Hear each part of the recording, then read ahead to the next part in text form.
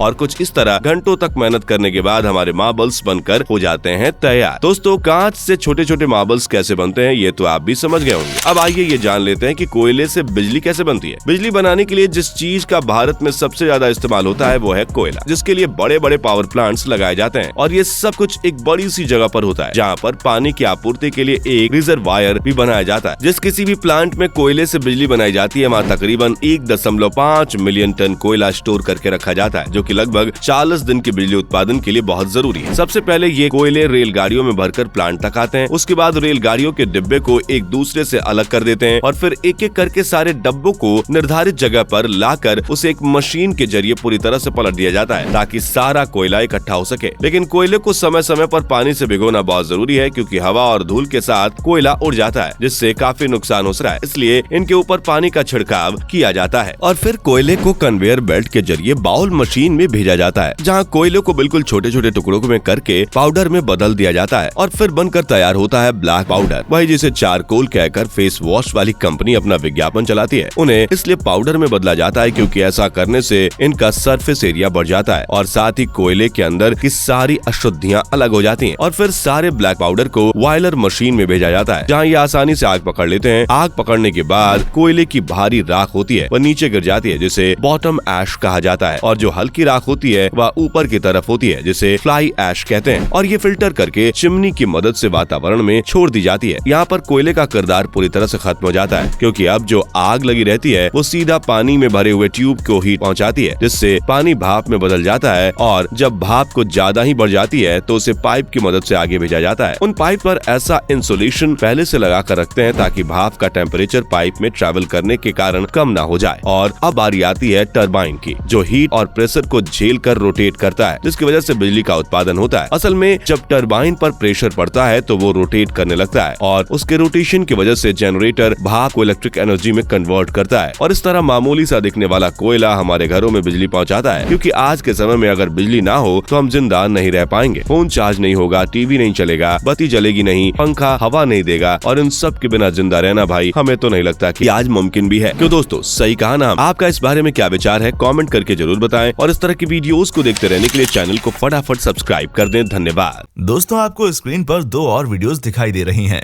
जिसे देखने के लिए स्क्रीन पर क्लिक करें।